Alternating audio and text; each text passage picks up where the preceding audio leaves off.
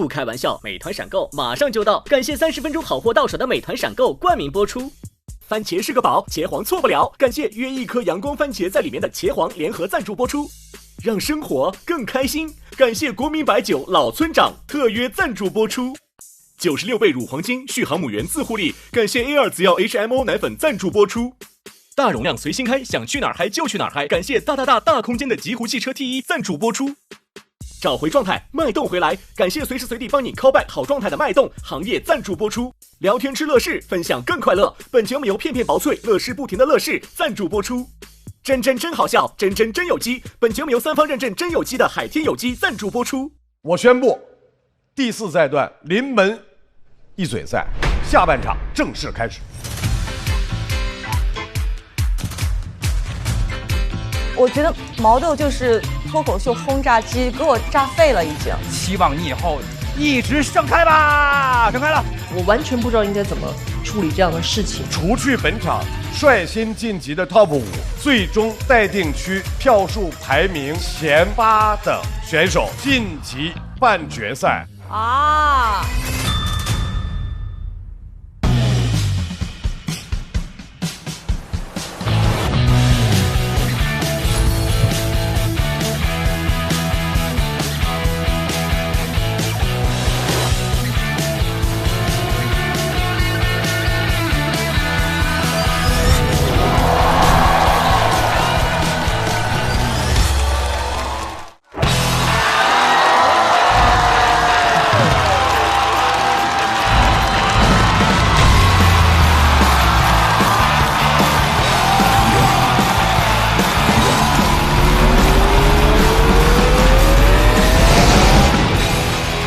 大家来到由美团闪购冠名播出的脱口秀和他的朋友们第2季的第4赛段，欢迎各位。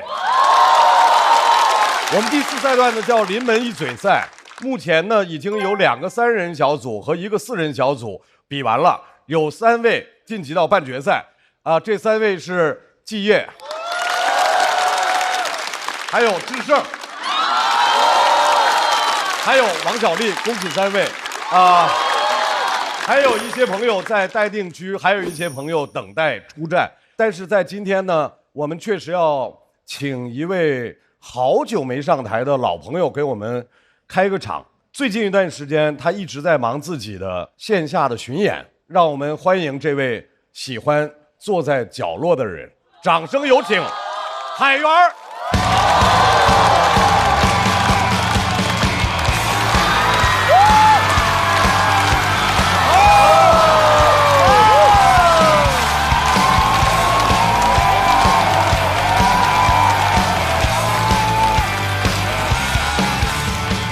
大家好，我是梁海源。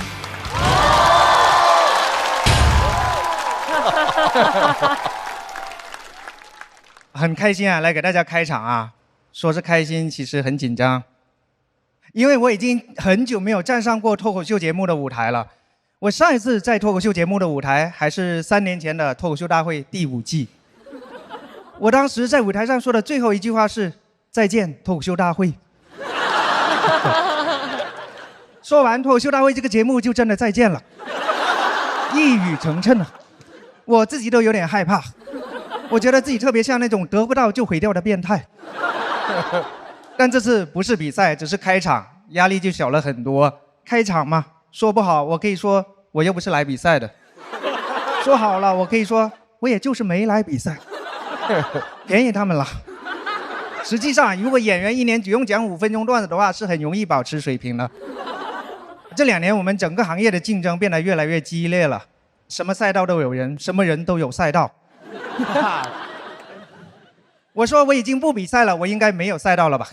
他们说你是那个输不起那个赛道的，你那个赛道除了你还有张博洋。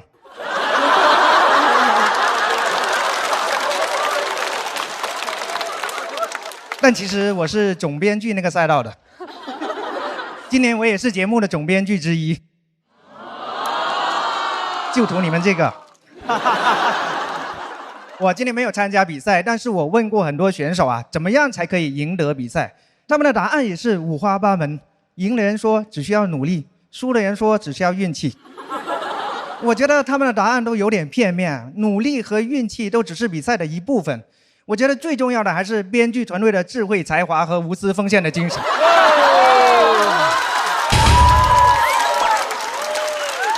这句话是我们编剧团队一致要求我加上去的。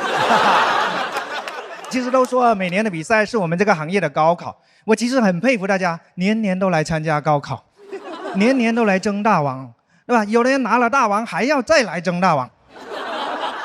原来对于学霸来说啊，最大的乐趣不是考上清华，而是反复考上清华的过程。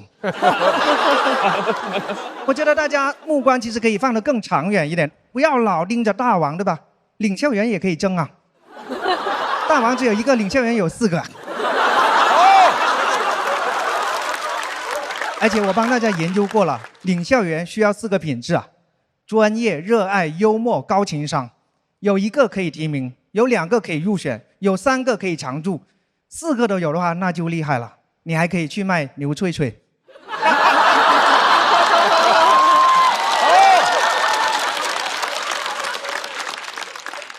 领校员不喜欢的话，主持人也可以争啊。说不定大家喜欢一些更瘦一点的主持人呢。其实说实话，我也喜欢比赛，我只是不擅长而已。人生最痛苦的事情之一，就是你喜欢的和擅长的不是同一件事情。其实很多人都会有这种痛苦的。比如说我们最近就有一个脱口秀演员，虽然他是脱口秀演员，可是他最喜欢的是说唱。他也以为自己很擅长说唱，还非要去参加一个说唱节目，不到1分钟就被人淘汰了。这个事情造成了很严重的后果，你知道吗？因为往年啊，都是我们脱口秀演员嘲讽人家说唱歌手，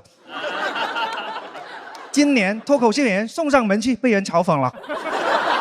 我们能怪他吗？不能，对吧？他太喜欢了，甚至连他的名字我都不好意思在这个段子里面透露。反正大家听完就哈哈一笑吧。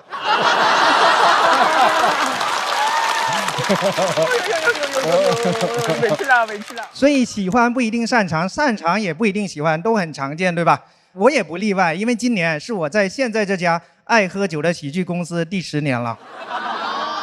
10年我一直在这家公司做编剧啊，我很擅长做编剧，可是我不喜欢做编剧，因为当年这家公司的老板找到我的时候，他当时跟我说的是，我觉得你特别有脱口秀的天赋，你愿不愿意跟我来上海做明星？当时整个行业只有王自健一个明星，李诞都还不是明星呢。面对这个令人心动的 offer， 我完全没有想到他有可能在诈骗。我脑子里面只有一句话：世有伯乐而后有千里马。我肯定是个千里马了，但我得给伯乐一个证明自己的机会啊。现在10年过去了，我没有成为明星啊，我用了10年的时间接受了这个现实，他不是真正的伯乐。我有可能还是千里马，对吧？我以前心态不好的时候，我还会 PUA 自己，我会跟自己说，我不是什么千里马，我离千里马还差4码，我只是个996码。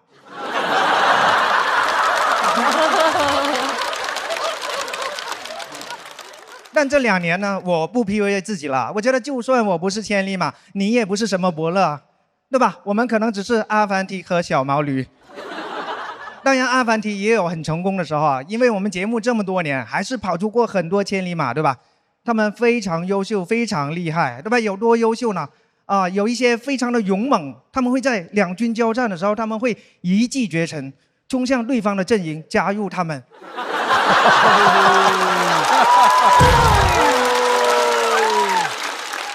而小毛驴呢，每年总是被安排去做编剧，所以成了总编剧。甚至有人说我只适合做编剧，不适合做演员。但是没比赛这几年呢，我做了一个专场叫《坐在角落的人》，不羞愧的说，还算挺成功的。然后巡演了2年，现在已经上线腾讯视频了。我觉得我已经找到自己喜欢也算擅长的事情了。哎呀，我特别开心。所以朋友们，不要听你们老板的，不要听他说你适合做什么，不适合做什么，你们听我的。你适合现在打开腾讯视频，观看梁海源的专场《坐在角落的人》。这句话是对屏幕前的人说的。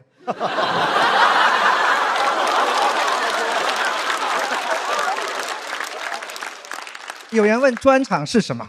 专场是1个小时，没有 PK， 没有点评，没有后采，也没有广告，只有脱口秀的脱口秀。这里没有说有这些是不好的意思。如果你在看专场的同时啊，你还能打开美团点闪购，给自己点一些饮料、零食、冰啤酒，只要30分钟，你就可以成为一个幸福的坐在角落的人。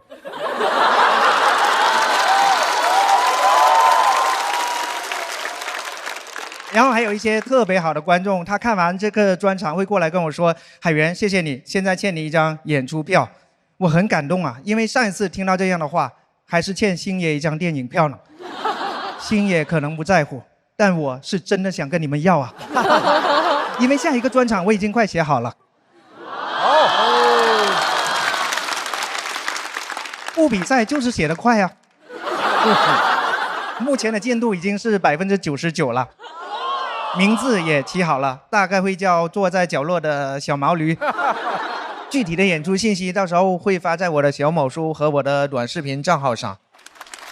额外提醒一下，这个进度99%，采用的是拼夕夕的算法。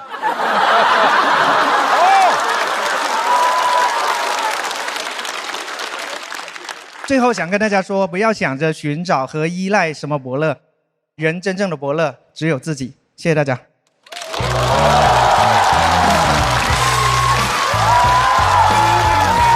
谢谢海源给我们带来的精彩的开场表演。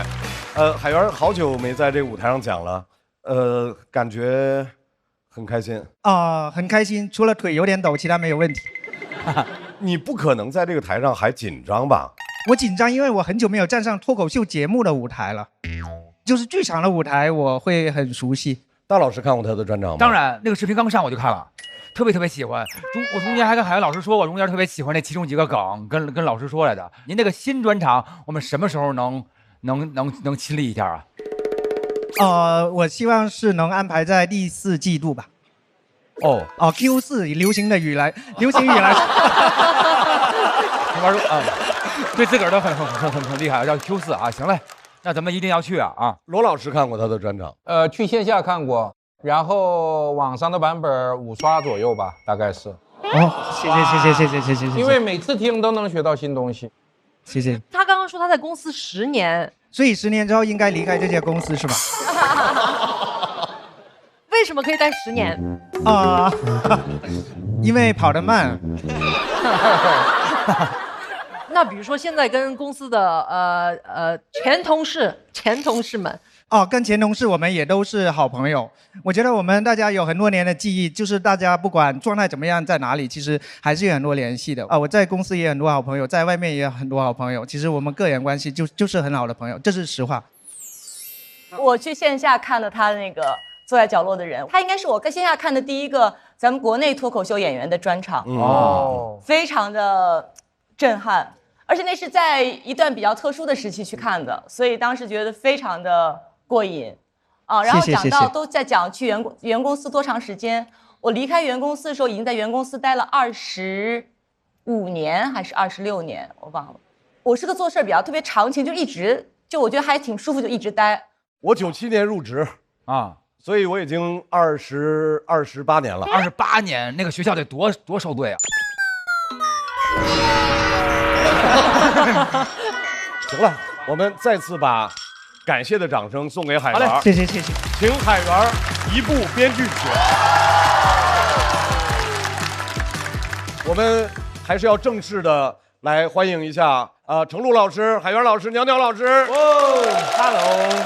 坐在他们身后的是来自全国各个脱口秀俱乐部的主理人们，欢迎各位。2楼还有来自各行各业的脱口秀的好朋友们，欢迎各位。朋友们，我们又要到了介绍规则的时候了。第4赛段叫做临门一嘴赛，所有选手为冲击半决赛上演最后一战。大家呢可以看到，这边2楼坐着的是本赛段的5位跳段选手：朱兰、Kid、李玟、孙书恒和小四爷。这5位是直接晋级了半决赛，因为我们已经完成了2个3人小组和1个4人小组，所以首发的 TOP 5也已经洗牌了。季烨、王小利、徐志胜洗掉了徐浩伦、谭湘文、贾浩和孟川。啊，怎么了？不敢相信吗？就是很强啊，就是很强。目前首发 TOP 5里面只有2位暂时稳坐这个位置，这2位分别是毛豆老师、广智老师。下个赛段的半决赛一共有18个名额，因为有5位选手使用了跳段权进入半决赛，所以本赛段还剩13个晋级名额。因此，所有的表演结束之后，除了本场 TOP 5晋级半决赛之外，最终待定区票数前8的选手将晋级半决赛。表演过程当中，各位随时可以拍灯，我们满票300票。好，我宣布，第4赛段临门一嘴赛下半场正式开始。第一组上场的选手是邱瑞、小帕和哈财。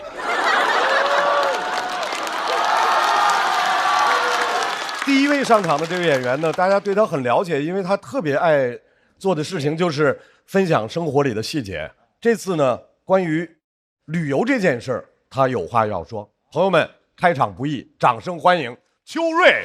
邱瑞，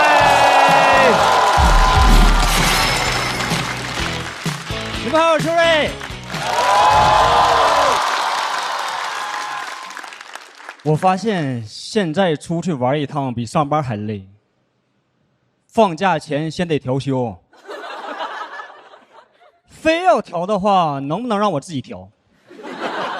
我上半年先把50多个周末放完，下半年就调明年的。都调完了，我也快60了，再想出去玩我就请病假，老板也不敢开除我。N+60他们赔不起了。我每次做好攻略那一下已经不想动了，就知道这一路要遭多少罪，酒店会涨价，机票抢不到，景区厕所门口排1万个人，我女朋友那边排2万个。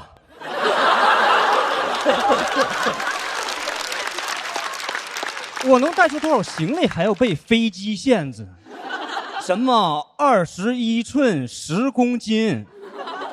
我有时候就琢磨这个标准是咋定出来的呢？又有体积又有重量，你是要卡我密度哦？我拿笔算了一下哦，0.23。知道什么东西的密度是0.23吗？棉花呀。啥意思？我带的这1箱衣服里，只要有1件不是纯棉的，就交钱了。我有时候也想穿一件的确良的衬衫啊。就这点额度就够你自己出差用的，跟女朋友出去玩肯定不够用。这时候往出扔谁的衣服呢？关键是扔我的衣服也解决不了问题啊。你们也知道，男的衣服本来在行李箱里也不占地儿啊。我们那个衣服在箱子里都是液体，就负责给行李箱美缝用的。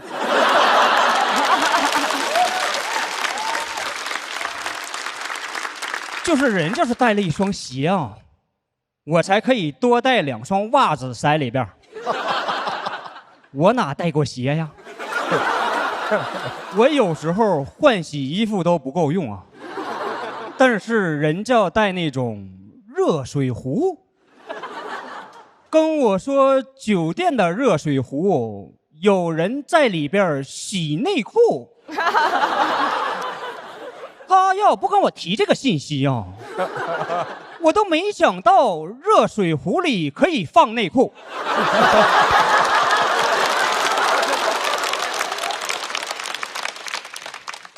我想多带2条内裤。他听完给我一顿骂，挨骂之后我一路也没跟他说话，嘴里边塞着袜子呢。主要远方这种东西靠近之后反而会击碎你的幻想。去西藏之前就觉得那儿是离天堂最近的地方，到了之后我只想在诊所里边吸氧。哎，我昏迷那个状态，听黄龄那首《痒》的时候啊，就觉得这首歌肯定是在西藏写的。你就听那歌词吧，来呀，快活呀！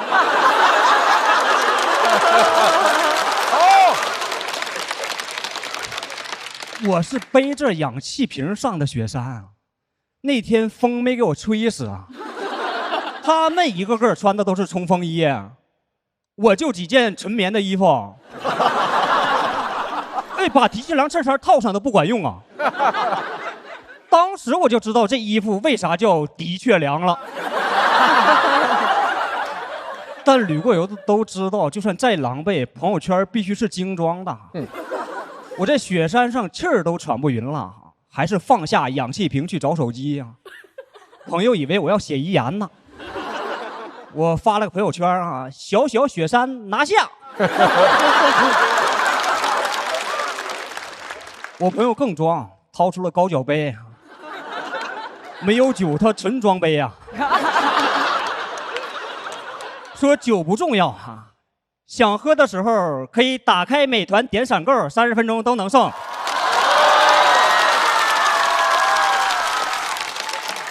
你想装到位，肯定还得出片嘛。我之前是不卷颜值这个赛道的，就这帮脱口秀男演员啊，很难让你有容貌焦虑啊。好不容易有点焦虑啊，互相看一眼，好了。但最近这个丑男联盟出叛徒了，有人学会化妆了呀。我们找的同一个旅拍啊，摄影师拍完说让我们一起瞅瞅，我说我们原来是瞅瞅，但有人已经帅了。我挑了半天，一张满意的也选不出来啊，就在那块嘟囔啊。这张太好看了，不像我；这张太像我了，不好看。就没参与修图这个环节啊。但 P 图这个事儿，你自己要是不参与，朋友是真不管你啊。都给我 P 弯了。但咱能接受啊，这作品咱自己没付出努力嘛。我有点接受不了朋友圈它有评论功能啊。那帮脱口秀演员嘴多脏啊！有一个人用一句话，没有脏字儿就把我们照片里所有人全骂了。他说感觉这张合影里呀，就秋瑞最像他自己。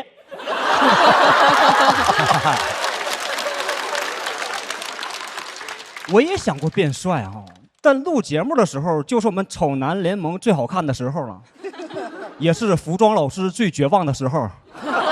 人家别的工作都是10个晴天啊，全员加速中，然后是我们啊，对比太明显了。之前工作像过节啊，现在工作起来全是节节。主要咱这个节目还老淘汰好看的，衣服架子全走了，剩下我们这些衣服篓子。好看的衣服我们还互相试啊，你穿上挺丑啊，要不我试试？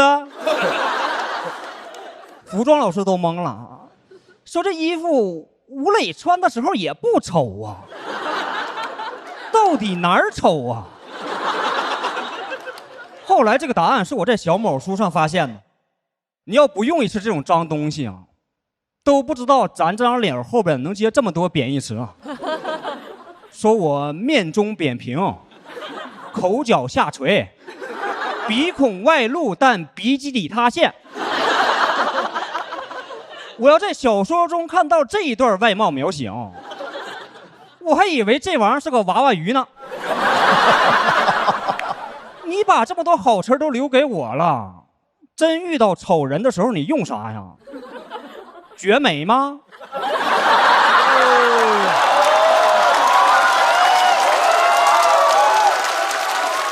谢谢们，谢谢你们。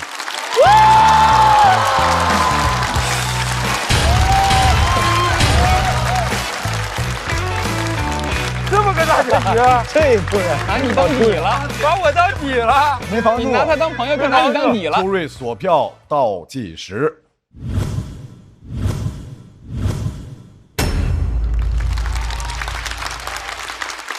我先想说，我觉得秋瑞这一季跟上一季特别大的一个改变，就是他不像以前那么愤怒了。这种改变我觉得很可贵。其实他刚才讲的内容很有意思，某种程度就跟孟川讲的是一样的感觉，就是他开始讲了一件事儿，旅游之后讲的是拍照，是丑男联盟，这两者之间其实并没有一个有机的联系，但因为他的文案很好，他的文本很好，他表演极其好，所以他让我忘了从 A 到 B 中间的连接是什么。这是他作为一个脱口秀演员非常棒的一个他的技巧和他的魅力。我一直很喜欢他这种状态，虽然我很想念过往那个愤怒的秋瑞，但我还是很喜欢如今这个成长以后的新的那个秋瑞。愤怒有愤怒的劲儿，不愤怒有不愤怒的劲儿。对对啊，关键今天是说自己丑，能有多愤怒呢？以前是说人家户型不好，钻石户型越说越生气，说自己丑，好像最后还是很容易和解的吧？是。是啊，怎么怂了？怎么秋瑞？这是秋瑞最温和的一次，是啊。其实出门要准备这些东西的时候，还是挺纠结的呀。因为好多吃的，有人吃不好，吃一口吐一口，吃一口吐一口，瓜子儿。然后呢，但是我就说，咱们秋瑞其实我觉得有一种就是还是生这个气，但是他自个儿给自个儿说明白了，释怀那种感觉，也挺可爱的啊。我同意大老师的是吧？观点，就是自个儿跟生着气，给自个儿逗乐了，就是这么个人。我觉得我最想吐槽的应该是，跟我一块出去旅行的朋友，可以跟你旅行的朋友一定是很好的朋友，对吧？对。但是可能旅行完了就翻脸了。是吗？没有到旅行完，中间就已经差不多了。但很好的朋友，他会有一些习惯，会跟你真的很不一样。比如我有一个朋友吧，是特别好的朋友，他叫龙丹妮。然后他每一次出去，他要有1个罐、2个罐、3个罐，至少3个罐起。啊，罐？为什么？他养蛐蛐啊？什么意思？他为什么能弄罐啊？有一罐是腐乳，有一罐是剁椒萝卜。吃的那个配菜啊，或者是鸭架子。就是他必须要带这些东西才能出门。我妈以前说我出门之后就8个字送我，说2个一定要记住：遇事不怒，勤换内裤，就是这2个事儿。不好意思啊，秋瑞就因为这事儿也能骂。有的时候校友团不是特别好控制，你能理解啊？我们的好朋友，我们再次掌声送给秋瑞。其实观众喜欢生气的，我是喜欢他们年轻的自己了。就年轻人都带着那个叛逆、贫穷、倔啊，这些东西到我身上就被化成生气了。但其实他们看到的是自己那个叛逆的样子了。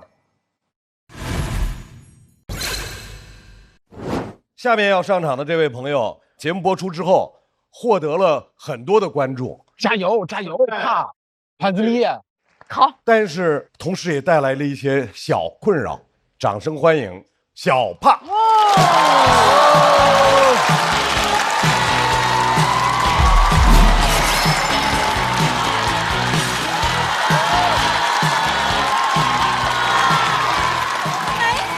大家好，我是小帕。我录这个节目其实特别高兴，因为节目让我遇到了你们。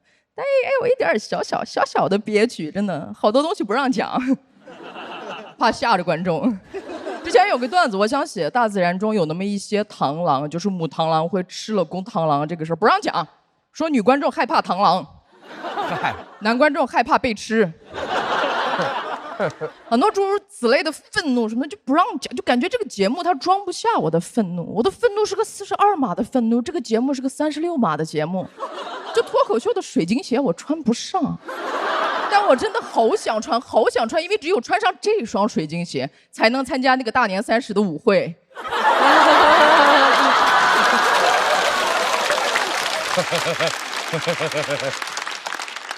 其实之前有人说过类似的话，我听过说啊，小帕听你段子不敢笑，怕笑了有损功德。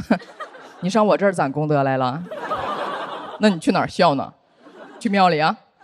看高僧金盘，管轮回叫 callback 啊！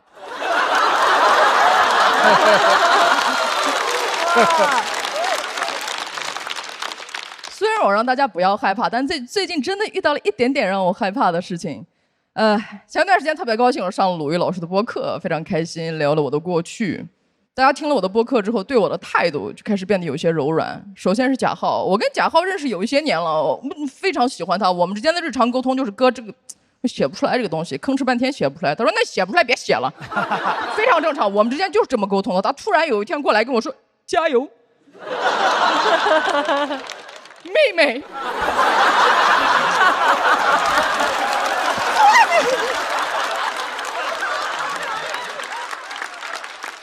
那一刻我就知道，播客上线了。播客之后，紧跟着就是节目播出了，我收获了更多的心疼。好多人说哭了，还把自己哭的照片发给我。我看那个照片，我都纳闷，我们之间是不是有点快了？我不希望我的观众难过，我赶紧安抚他。我说，哎，我现在过得挺好的，你看我刚点了个60块的外卖。他回我一句，哦，你还在吃外卖。我不习惯这种柔软，朋友们，我这辈子都在和命运硬刚，我在和生活打个你死我活，我个西北战狼，阿苏无尽。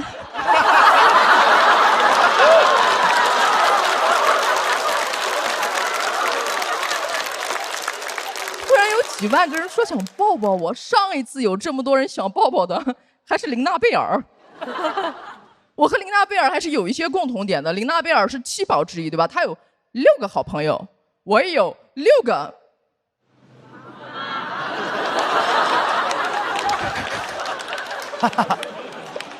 节目播出之后，观众的反应都是啊，好心疼，笑不出来。我理解，观众在关注我的过去、我的经历、我的童年、我的梗呢。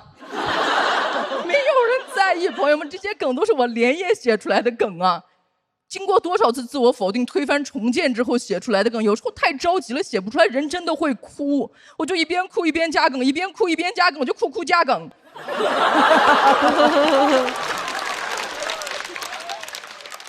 写那个稿子的时候想，哦，这个新鲜的双关，细腻的类比，爆炒一个转折，咱们再点缀少许的谐音，这不得给他们吃点好的。没有人在意，没有想到有一天我会像一个绯闻缠身的明星一样说出那句话，请大家多关注我的作品。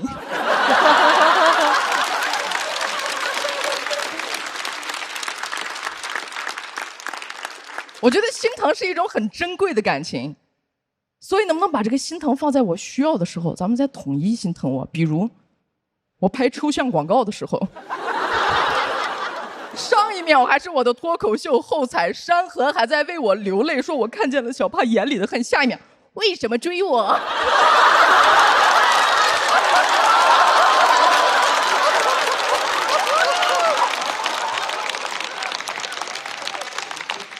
哎，写了那么多，最好笑的是这个广告，这不值得心疼吗？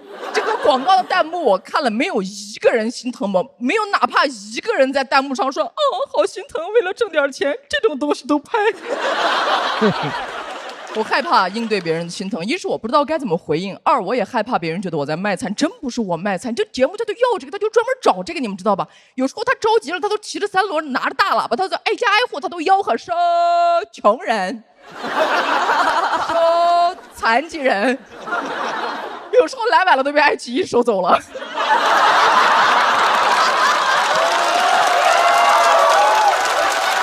这个好。另外，我也害怕观众心疼了之后就不敢笑了。我是一个脱口秀演员，我的工作就是用我悲惨的过去去写段子。脱口秀是我应对悲惨的时候的另一种描述的方式。如果你们笑了，我只是拥有一个悲惨的过去；你们不笑，我就是拥有整个悲惨的人生。我跟你们讲，脱口秀演员，如果下次你们再看到任何一个脱口秀演员用悲惨那种很惨的经历写段子逗你们笑，你们就放声大笑，就放声大笑。我跟你们讲，这个功德它不亚于放生。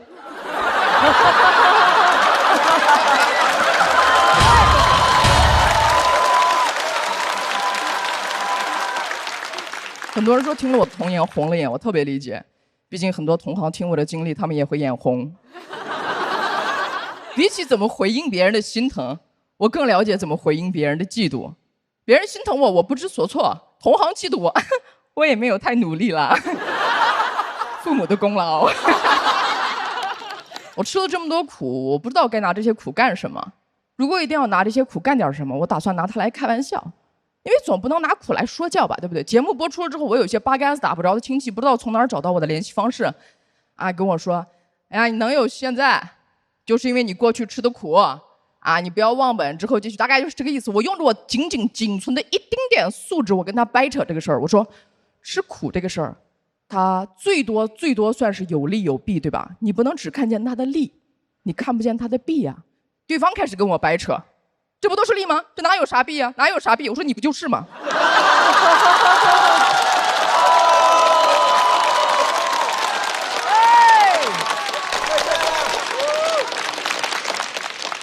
说了那么多，只是想告诉大家，不用心疼我，我已经被看见了。真正需要心疼的是那些看不见的，比如黑灯。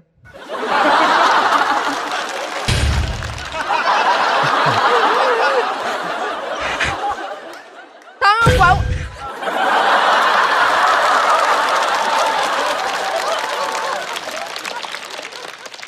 以这个段子为例，他们管我的笑话叫地狱笑话，我不认同，因为没有笑话的地方才是地狱。谢谢大家，我是小帕，谢谢。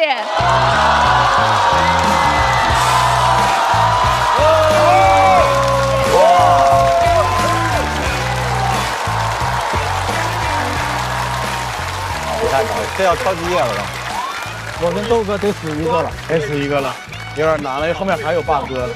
Right， 小帕的锁票倒计时。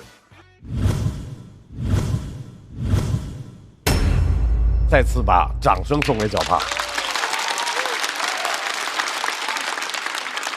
小帕节目播了之后，获得了很多的关注。对，你觉得心态有变化吗？有，我现在别人给我发微信，我都秒回，我生怕别人觉得我飘了。也可以说，这个变化也成为了下一阶段创作的素材。对，而且这已经是我第4次站在这个舞台上了，我从来没有享受这个舞台，每次过来都是拼了命的想让大家看见我，求求你们看看我那种状态。这一次我大概有40%左右的成分是想享受一下大家的欢呼。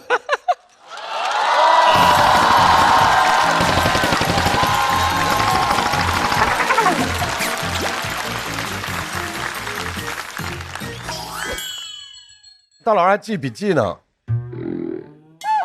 因为我太喜欢这句话了。他说拿苦开玩笑那个，但是重点就是在于祝贺呀。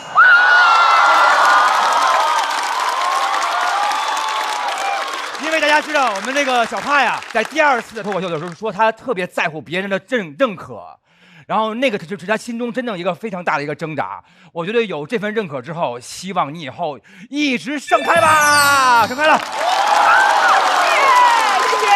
谢谢。其实你第1场的时候，我笑的是没有心理负担的，就你讲的那些，我肯定会有一些难过的，但是由于你高超的表演和文本，使得我笑的时候没有太多负担。然后出去以后，那么多人表示同情大于好笑这件事儿，我怀疑我可能共情能力不如他们，但我仍然觉得你那个东西一定是搞笑和欢乐的东西远大于那个伤感的那些东西。谢谢，我想要的就是这种反馈，我想要的就是这种。我当时就是这感觉，现在再强调一遍，我也感觉到你可能是对很在意，作为一个职业的脱口秀演员更在意这个。谢谢。那后边有难听的来了，就是今天这个我会觉得你试图传递和表达的东西多于那个好笑的那个东西，但是不知道为什么给我很强的力量感，就是我这个年纪，我这个老头很难从年轻人身上得到一些让我感觉很有力量、对我有帮助的东西，但刚才实实在在从你身上得到了，对，所以我就忍不住在，我拍的那个点其实比他迟钝了一点点，这也是老人的常见毛病，但是拍完了你最后那句话还进一步给了我一个最大的力量，而且完全不是那种低级的煽情，是非常非常有力量，特别棒，触及灵魂的那么一句，非常非常好。这是难听的话吗，葫芦老师？我其实做了让步转折，不知道为什么他可能内心很强大。我说虽然，然后但是的时候他就没事儿，不像有些脆弱的男选手。我最后是夸的，中间让步转折了一下，我说虽然，然后他们就一副受伤的样子，我心里就想真是没用，但你不是。男选手脆弱男宝啊，那个罗老师，您说的那个男选手是姓？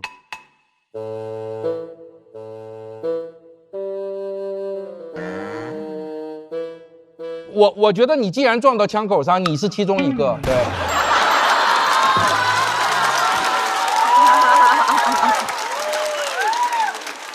你总是很受伤的样子。来，让我们结束这个不愉快的话题，好吧？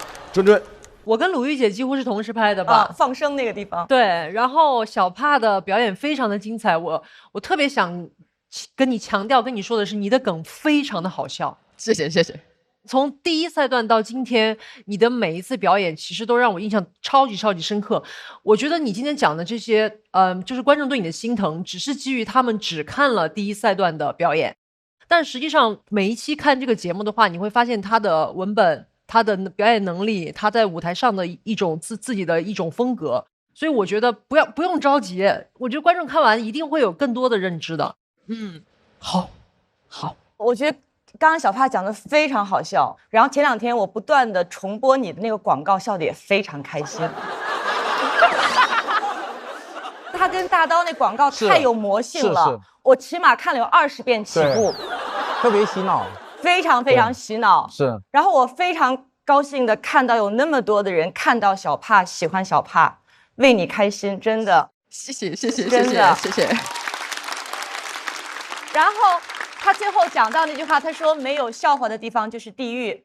我去年看过一部电影叫《破地狱》，我觉得就是要打破所有没有笑话的地方，打破所有的地狱。对，为你骄傲，小帕。谢谢。从讲自己的故事到分享自己的感受，来享受这个舞台，小帕真的在这个台上耍开了。秋瑞有压力了，对，来，请秋瑞回到台上。秋瑞。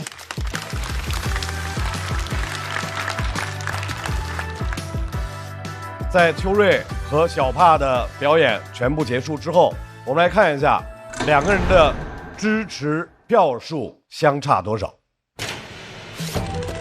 今天的表现，我觉得在自己预期之内吧，7分。从表演节奏方面来讲，85到90左右；稿子的内容的话，可能80。不是差40票吗？那240对285。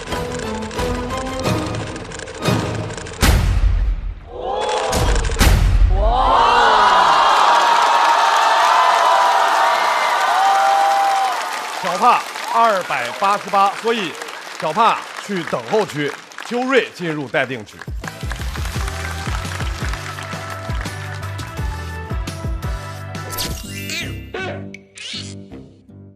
这是我第一篇完全新写的，心里很没有底。其实上台前，我老觉得观众是不是太捧着我了呀？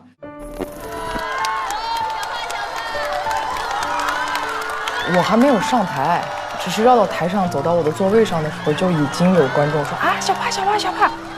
以前这个现象我只在徐志胜、呼兰、徐浩伦、谭湘文他们身上见过。真的是我这个内容足够好，去可以得到他们的欢呼吗？还是观众对我的溺爱呢？有请我们的开场演员小帕。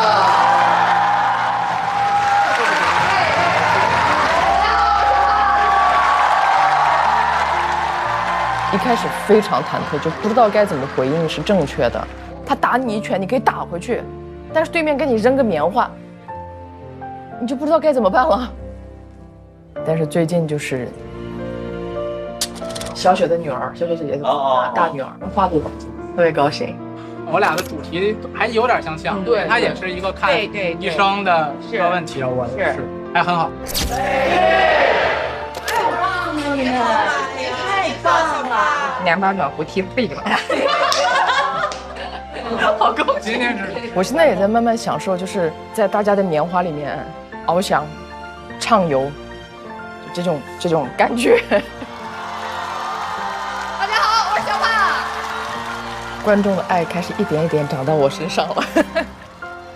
我不再自我否定，哪怕我今天搞砸了，我都会说没事儿，搞砸了就搞砸了呗，搞砸了只是这件事情砸了，而不是你这个人砸了。我会努力往前走，我要享受这个舞台，享受观众的尖叫、掌声。小帕，你比你想象的要好，那么多观众爱你，你值得好多爱。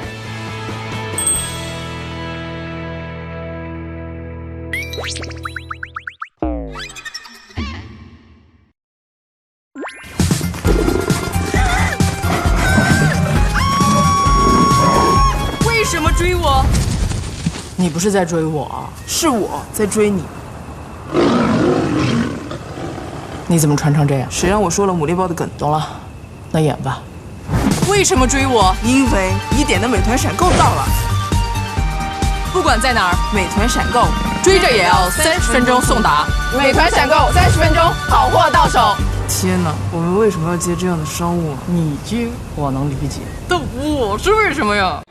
这个组的第3位演员，他的身份是一位说唱歌手，但是也不知道为什么，好像他总和这个身份不匹配。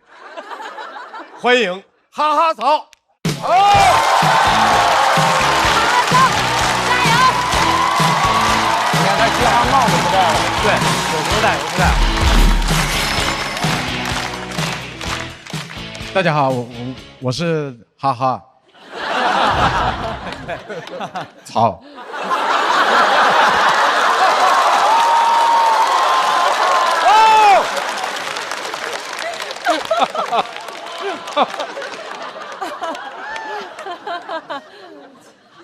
我最近被那个无理淘汰以后，我不是磕巴啊，淘汰我以后，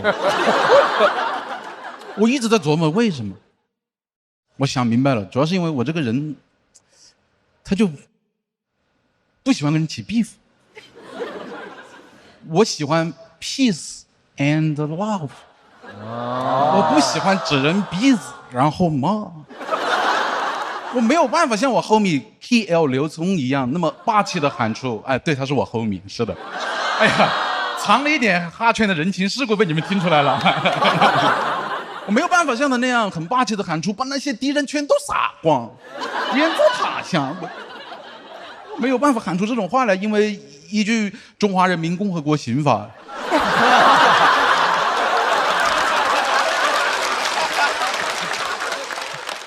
杀人要偿命。我这种性格的人，我就只适合用幽默和生活轻轻交手。像我们这种喜欢 peace and love 的人啊，信奉的是幸福者退让原则，就是碰到冲突就退让，然后回家一边喝那个闷酒，一边在那感叹：“我可真幸福呀！”喂，刘聪吧，有敌人出现了，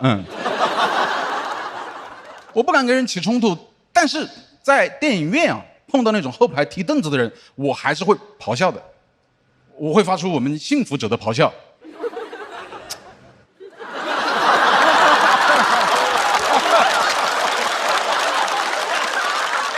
第2排的观众根本就没有听清，我再吼一嗓子啊！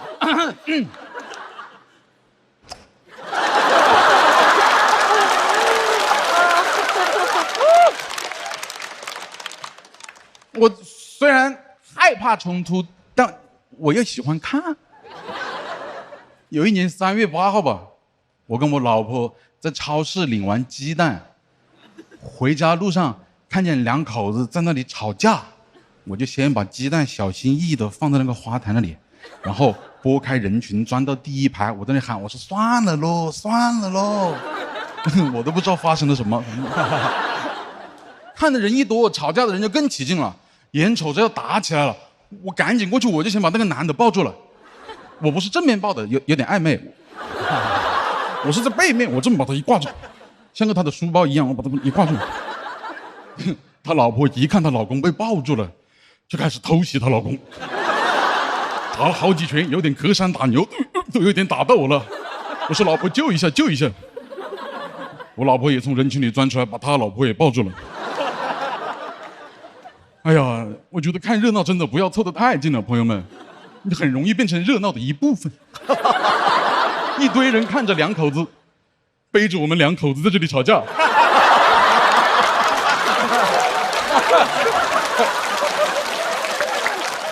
他们在这吵的时候，我才听明白怎么个事。那个姐妹说，她老公打麻将还是做生意，赔了家里几10万，然后也不出去上班，每天就躺在家里面的沙发上面，就这还好意思抽那25块钱1包的芙蓉王。哇呀，这姐妹讲故事的能力太强了，有细节有情绪，真的好抓人，我都听进去了，没抓住人。她老公红着脸就过去就是一拳，然后他老婆真的就是能说会道，然后闪避也点满了，一个摇闪就躲过去了，打到了我老婆。那男的反应也很快，他基本上那个就是个连招，左手直拳接右手道歉。他说不好意思，不好意思，我真该死，打死我算了，你们打死我算了。我真的，我这个脑子跟不上这么快的转折。我当时脑子里面还在想，我说，哦哟，这25块钱的一包烟确实抽的有点太好了，就是。我老婆就突然已经被他打了，然后他还跟我道了歉了，而且最可气的就是还有很多不明真相的人跑到第一排说，算了咯，算了咯。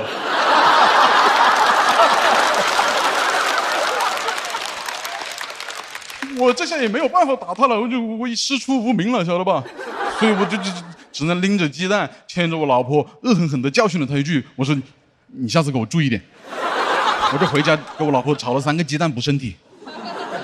每年3月8号啊，我老婆就说她现在这里胸口有点痛。她跟我说：“你好像从来没有爱过我，你在乎的只有那点土鸡蛋。那土鸡蛋你保护的蛮好，你给它藏到花丛里面。”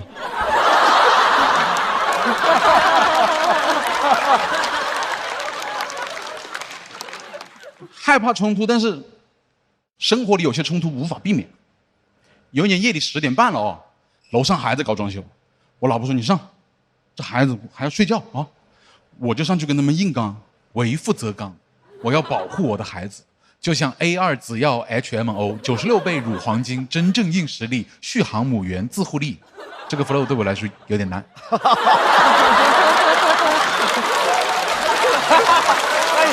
那你学习能力蛮强的，背了好久。赚点奶粉钱啊，你体谅一下。我要保护他，然后我就上楼了。我上楼这会儿，那个又没搞装修了。我怕我一冲进去，他说搞完了，那我又只能说，那你下次注意点啊。我想抓个现行，晓得吧？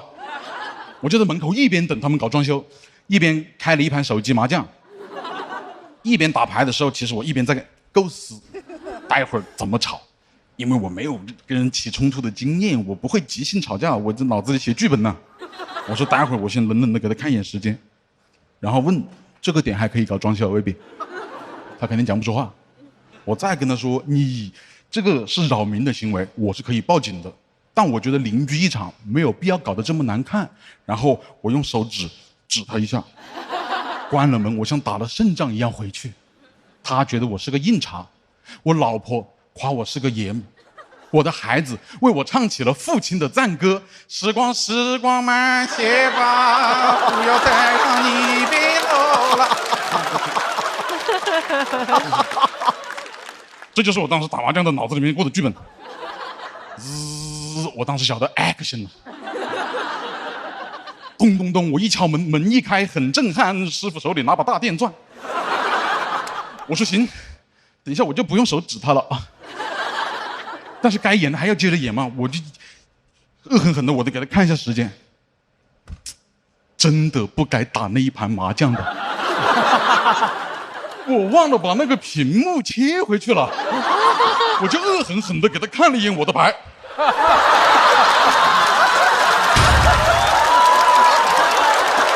有画面了。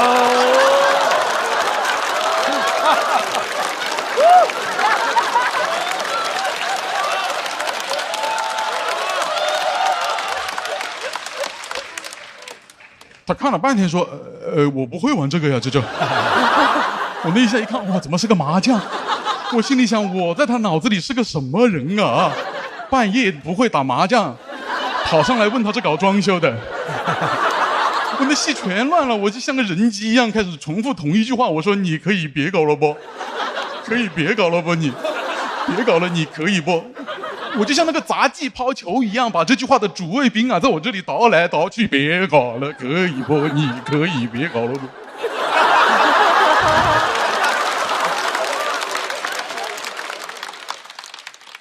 他看我这样，就像哄傻子一样开始哄我。他说：“我再搞一下就不搞了啊。”这话能哄孩子，但哄不了一个父亲。我当时把门把着，哇！我说你再搞一下，老子就报警。关了门我就出去了。我在门外面，我都站在家门口，基本上我出了一身的汗。我真的很少跟人起这么大的冲突的。我刚刚可是跟他说的“老子”2个字，这话有点太重了，我觉得。他万一生气了，等下拿那个电钻滋老子怎么办？我的天！虽然这个冲突还没有发生，但我已经想好我的幸福退路了。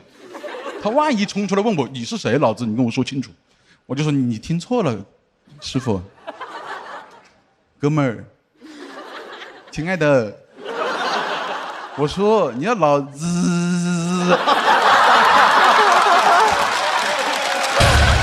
太奇怪了。我有可能考虑联系警方，我是。然后我又开始在构思第2条退路的时候，我老婆跟我打电话了，她说你怎么还没回来？我说我刚刚差点跟人打起来，老婆，怎么样？楼上没搞装修了吧？我老婆说没搞了，啊，回来吧。我那一下才意识到，哇，那我应该是吵赢了。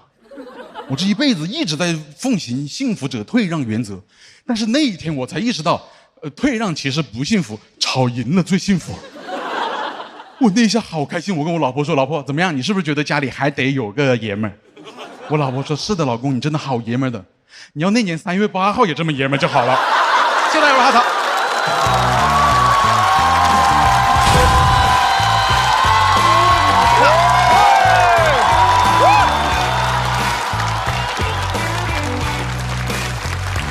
来，各位抓紧时间 ，OK 键确认，哈曹的锁票倒计时。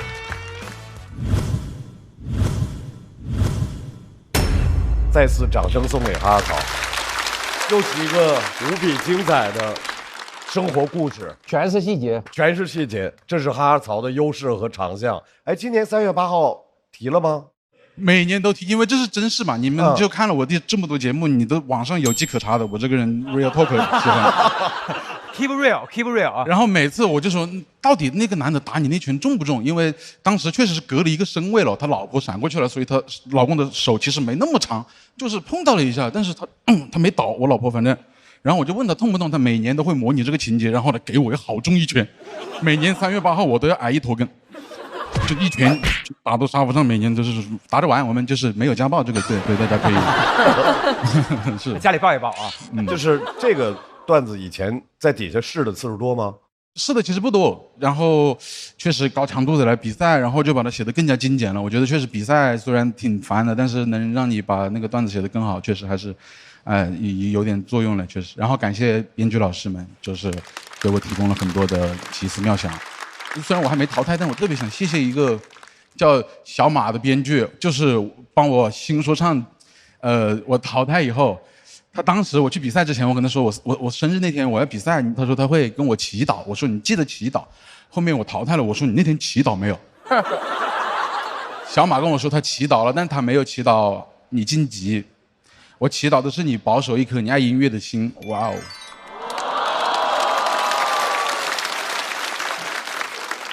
就是对，谢谢他。哎呀，刚刚聊的好像不是这个，没事儿。哈曹真的是一个内心极度柔软的人，超级暖男，特别可爱。因为脱口秀演员有很多赛道嘛，罗老师你知道？有没有一种赛道叫可爱赛道？有啊，有可爱赛道。对，但他在可爱赛道里肯定是金字塔尖的，对，卖萌的有，但是他是真萌，对他不用卖，他是真萌。对，因为刚才那个老子那段就够了，那段已经进入到直接钻进了可爱赛道最深处。老子，而且他那个是童趣的，所以肯定最能打动你。啊，我觉得打动了。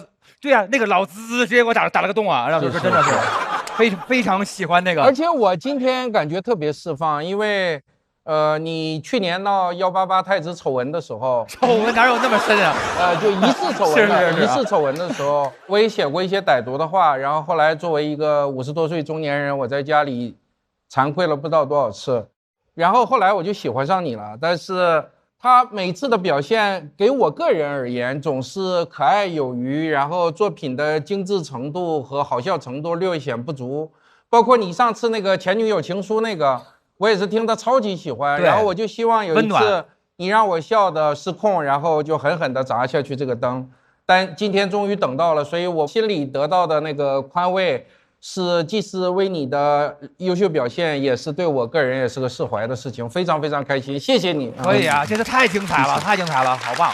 而且我觉得，就是之前在那个屏幕上看他，会觉得好笑，但是我觉得这么多次看哈哈曹现场，我觉得他现场会比屏幕前还要好笑。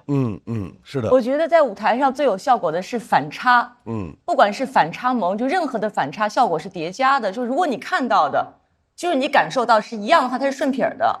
就你看哈哈曹是那样形象，可是他表现出是可爱的，是萌的，是柔软，是好骗的。这哪看出来的呀？卢老师，你少和罗老师接触，他是哪样的形象呀？一个人说我为你祈祷了，祈祷你保有一颗爱音乐的心，他会被感动。对，就这是他特别柔软的那一面，因为他拥有的只有那颗心了，就是成绩是目前没有。哈曹在脱口秀和他的朋友们的第2季的每一个赛段，其实都是在展示自己又统一又不一样的一面。是我们在第2季节目里面看到了一个越来越丰富，然后也越来越柔软的哈曹。再次掌声送给哈曹。我很羡慕他这种细腻的情节和心理状态的这种描写。哈曹是一个善良可爱的傻子。曹哥就是讲故事的天才，曹哥的小表演呀、小表情呀，那种松弛感，给他的故事加分太多了。哈曹太厉害了吧，就是他会让我对这个脱口秀有敬畏之心嘛。很多东西就是除了哈曹别人来不了。哈曹终于让我吐气了，我太开心了。他是一个暖男，他是一个非常可爱的人，这个人是纯真的。哈曹在我心中是一个很温暖的人，长得也很好笑，说话声音也好笑，是一个非常温暖的人，又街头又顾家，是个好人，随和，感觉他很快乐。他是一个真挚的人，真诚的人。就是在一个大房间里，他会注意那些没有发言的人和缩在角落里的人，可以说是他一手造就了我们上马这么好的氛围。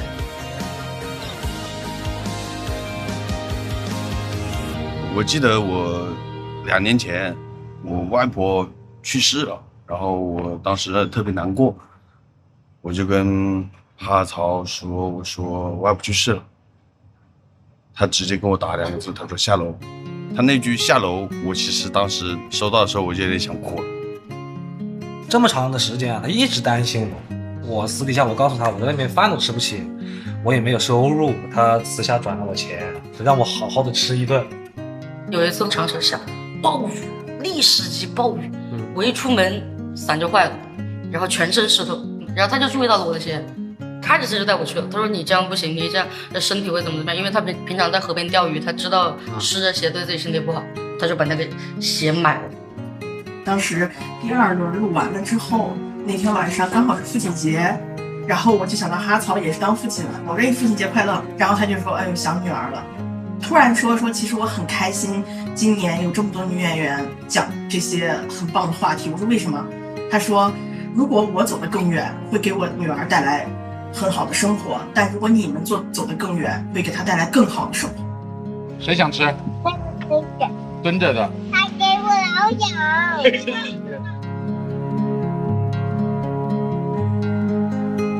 爸爸，请加油！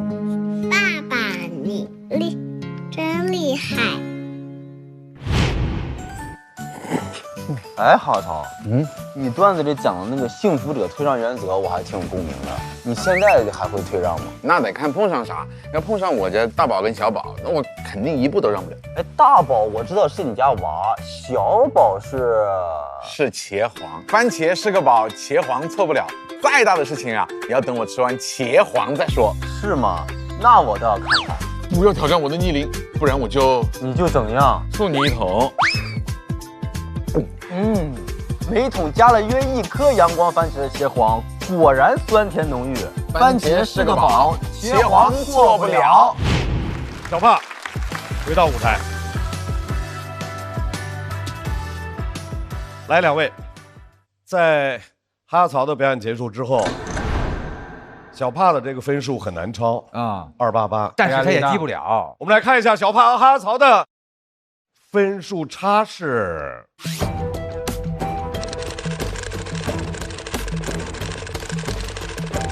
280，哈曹290。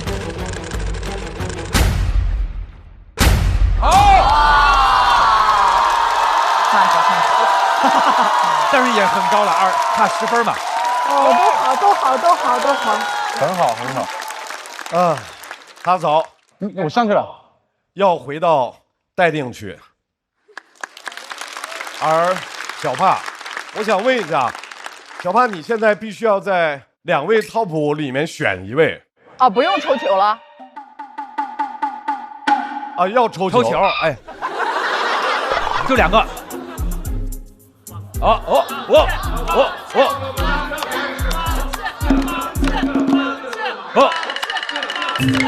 对了吗？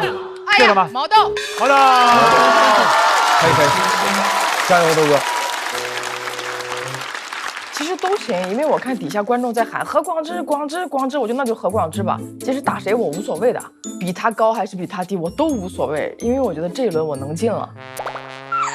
在这个赛段，我们要看到小帕和毛豆的一场对决。毛豆大家太熟悉了，有观察生活的一双锐利的眼睛，什么都能被他看到，什么都能被他说炸。欢迎毛豆。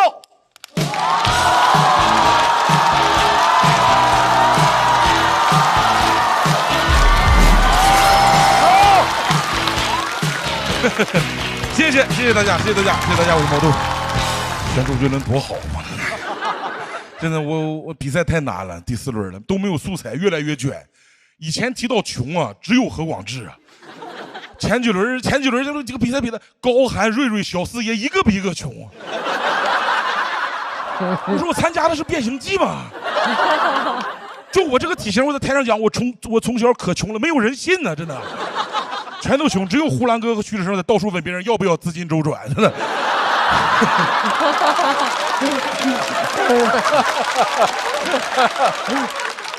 没素材逼得我有点失心疯了，真的。我爸上个月给我打电话说他出车祸了，我第一反应是这个前提好啊，你展开讲讲。他说没事，就前2天被车刮了一下，那个人怕我是碰瓷儿的，赔了我800块钱。其实我一点事都没有，给我爸乐坏了。我说啊，一点事都没有吗？那你这不就是碰瓷儿吗？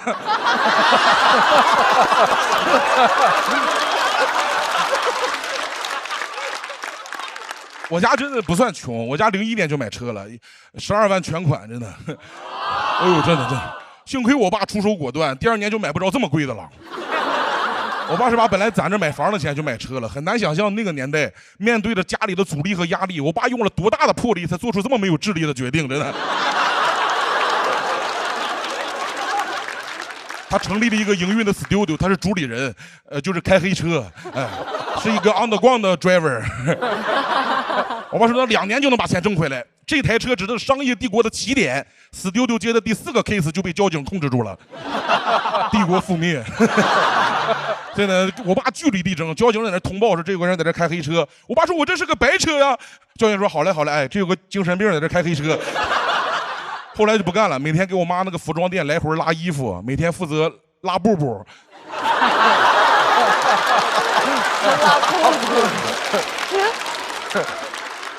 别人看见都说：“哎呦，家里有车真方便。”我妈说：“对呀，家里要是有个家就更方便了。”一直到去年，我爸一直都开这个车，他在那个车里抽了24年的烟，车里的爹味有点太重了。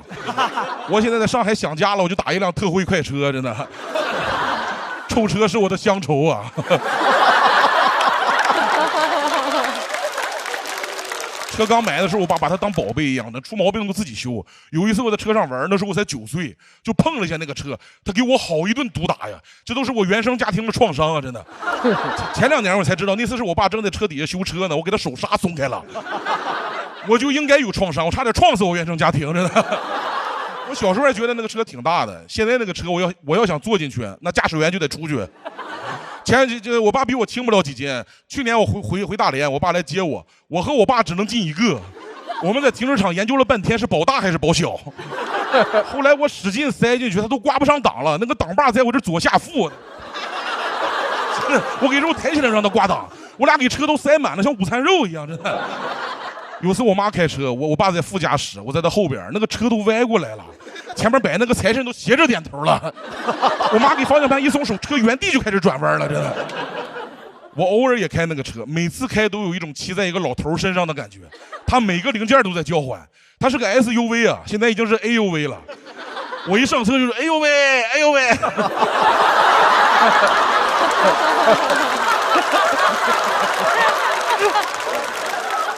完全驾驭不了，转向系统都老化了，方向盘你得使劲拽才能转弯，转向灯只能左转，这边右转的按下去它就抬起来，那个车跟郭碧婷家一样，这不只有向左。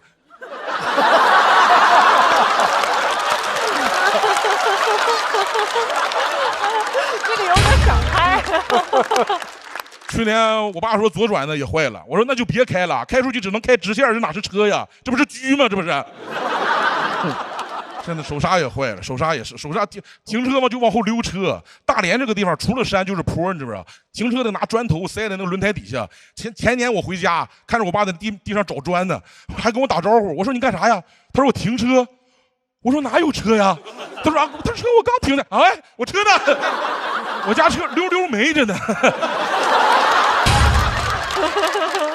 他去追，我就在后边喊：“你没事吧？你没事吧？咱不行，弃车保帅吧？真的，感觉那个车在唱歌是吧？下个路口再见吧。”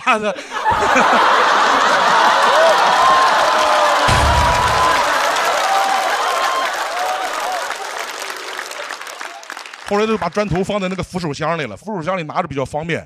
后来有次出去办事儿，一停车，那个保安大爷特别狂，老远就来，这边让停。这边停，去那边，那边停。我爸也没听着他喊啥，下车就拿着块砖头。你说啥呀？他就说你停那儿，停那儿吧，停那儿。零几年刚买的时候，那时候就我家有车，真的特别骄傲。那个时候我爸每次开车来接我放学，同学们都在校门口，我就开始演，哎，我爸爸去哪了？我爸爸去哪了？啊，我爸爸在车里呀。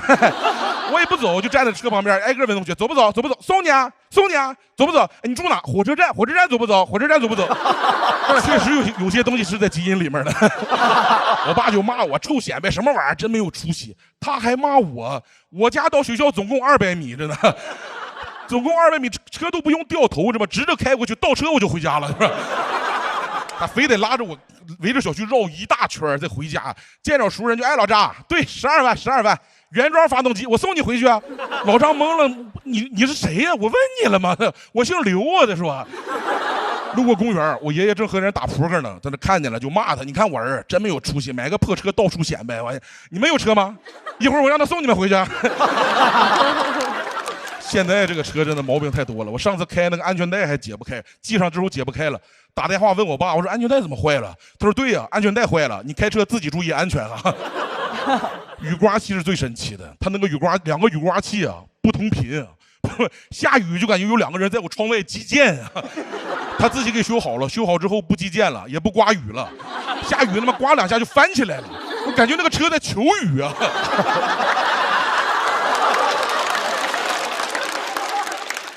我爸说他现在一听声就知道这个车哪坏了，开着嘎啦嘎啦嘎啦响，这就是变速箱坏了；开着当响，这就是那个底盘坏了；开着嘣一声坏了，他也不知道哪坏了，他想下车看看吧，也下不去，安全带坏了。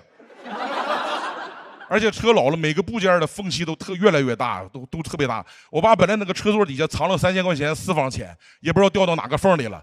20年底，我妈服装店倒闭，想给车卖了。车贩子说：“你这个破车最多就值2000块钱。”我爸说：“那低于5000我们不能卖啊。”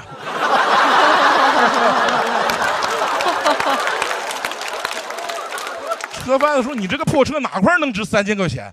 我爸说：“我要找到哪块能值3000，我2000块钱就卖给你了。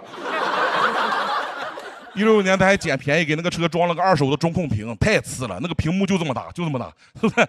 他来接我，那个屏幕一亮，给我吓一跳。我说：“爸，怎么接我还开计价器了？收费啊！”中控屏用了2、3年就开始卡了。19年我第一次相亲，拉着个女生，我也紧张，我想放个歌，那个倒霉中控屏我玩命点，一点反应都没有，我就接着开车。过一会儿屏幕自己开始动了，吓那个女生一跳，说：“你车里是不是不干净啊？”我以为他说车上烟味呢，我说对呀，我爸整的，说叔叔也在车上呢。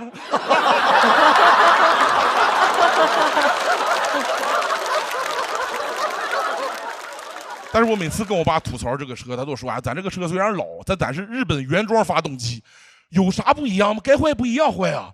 中国发动机坏了是嘟，日本原装的坏了是哈基米马西达，斯密马塞。还说什么日本匠人精神，我爸比他们匠多了。他上次那个车都在路上都抛锚了，还在那日本什么原装发动机绝对没有问题。我说20多年了，什么破发动机啊？我爸说你说什么？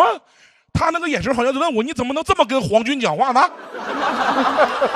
？18年我退伍回来，想拿退伍费给他买个新能源的车，他又是原装的坏不了。他说发动机就是什么日本匠人的良心，没过2天又抛锚了，良心大大的坏了。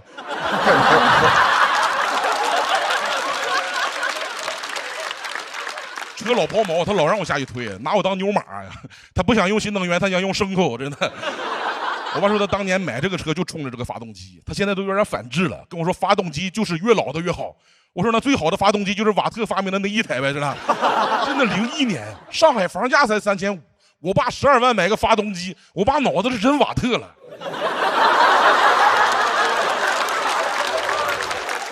这2年他开的比较少了，车基本上停在那儿，也没人修，也没人洗，碰瓷都不碰我家车，碰完还得洗衣服，真的。洗车基本就靠下雨，雨越大洗的越干净。去年大连下了场特大暴雨，小区都淹了，洗的特别干净，都不知道飘哪去了。我站在楼顶好顿找啊，老远就看这个车越飘越远。我说完了，这个日本原装的发动机是不是要回日本啊？他雨刮器还在那招手呢，撒尤那拉。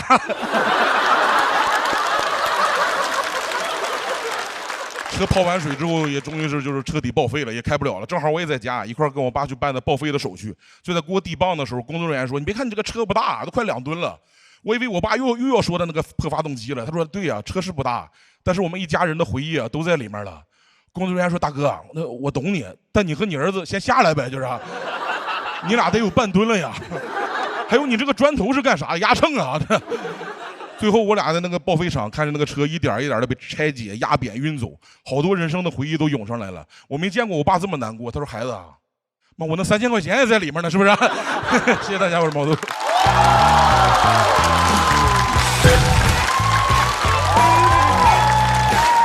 太大了，他自己把自己占满，感觉打那个玩具枪，打。对，塑料的那个弹珠。毛豆的锁票倒计时。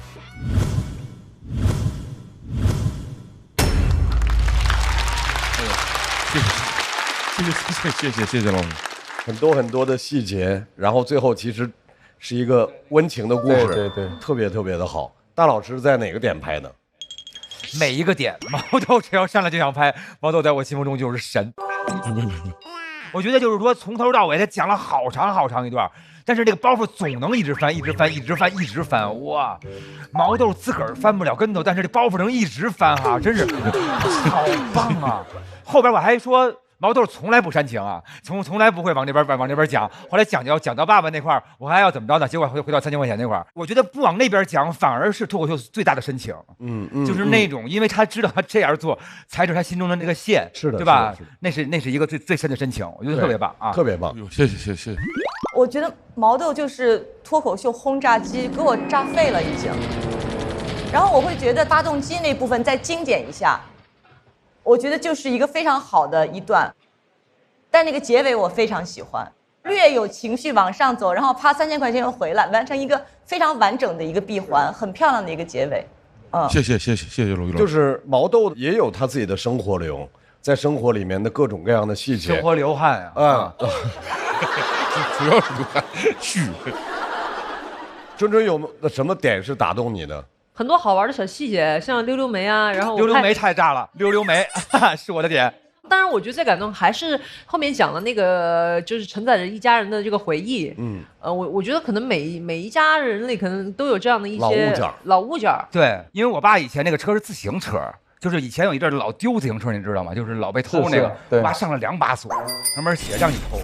再一转天看见3把锁，那小偷写的让你骑，然后所以这就是我们这季脱口秀节目好看的地方，打着就变成了老友强者对抗，老友啊！来，另外一位强者小帕和毛豆在他们的表演全部结束之后，2个人的票数差会有多少？太强了，怎么都这么厉害？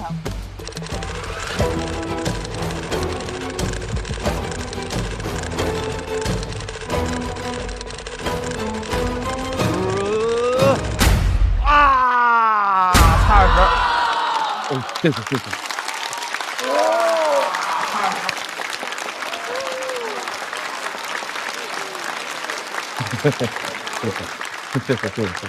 我们第4赛段这是怎么了？原本的起始发动的 TOP 5都没保住，抱歉，毛豆，你得进入到待定区。OK， 我们恭喜小帕晋级半决赛。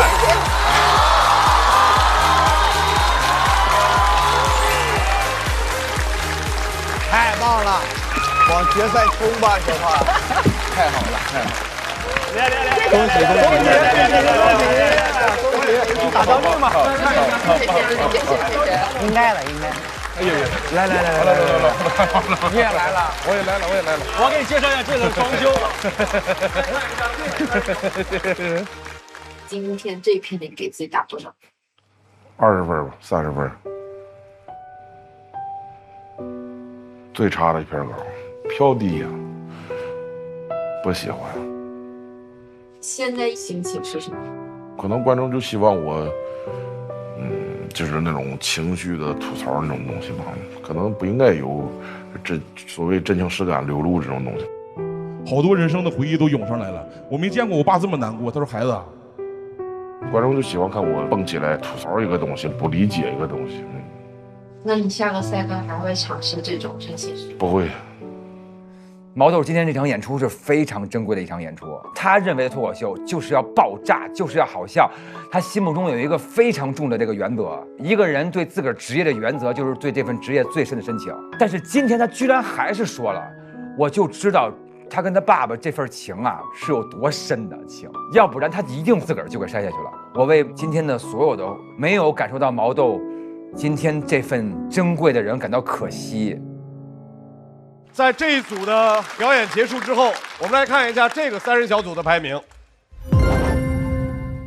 哇，在所有的朋友比赛结束之后，待定区的朋友们，我们是拉总榜，然后有8位会进入到半决赛。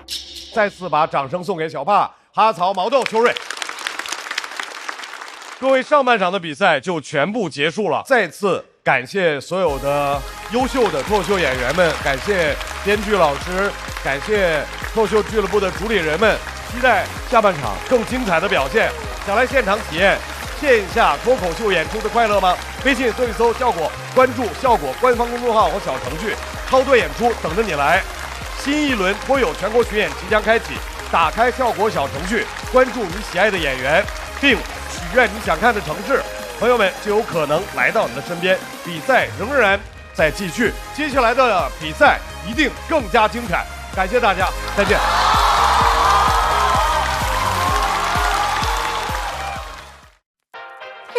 小帕，你在笑什么？我一想到大家觉得我段子好笑，我就好开心。为什么追我？因为你点的美团闪购到了。觉得我的广告好笑，我也好开心。现在打开美团点闪购，冰啤酒、冰饮料、冰激凌、冰西瓜，30分钟好货到手。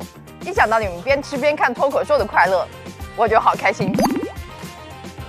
美团闪购就这么让人开心。各位好，欢迎大家来到脱口秀和他的朋友们第2季的第4赛段临门一嘴赛下半场。完全没想到，因为他完全不按照套路出牌。这叫什么脱口秀？就他的风格明确到你要么非常喜欢，要么你就 get 不到，你就觉得这是在干嘛。如意老师最下流人的，我们来看一下观众给出来的票数差是。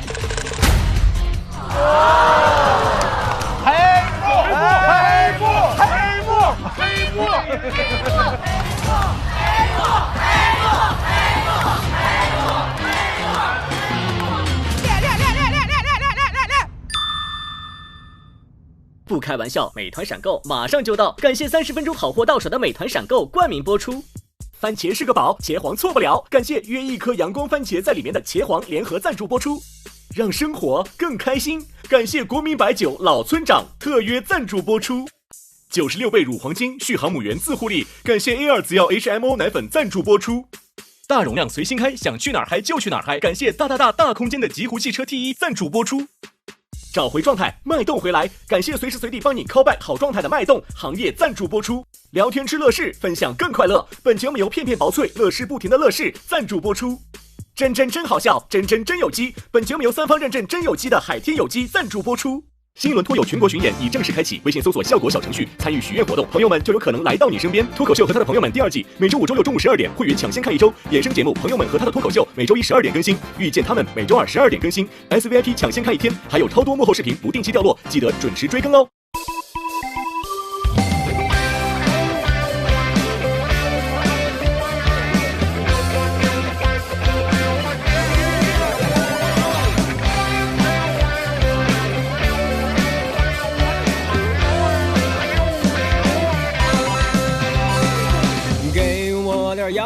阳光我就灿烂，给个破框，我就能下蛋。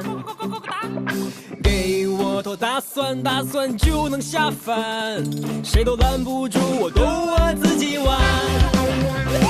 给我一个木马，我就开始旋转；给我一个主角，我就开始撒欢。给我一顿臭马屁头有概念，我反弹，我反弹。天生就是自来嗨，原因留给别人猜。管他该来不该来，心不在就不该打不败。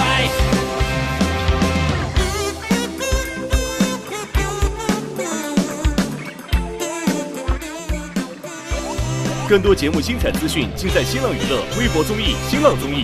感谢新浪新闻、腾讯新闻、腾讯娱乐、立地城传媒对本节目的大力支持。给我的颜色我偏不看，给包鲜艳。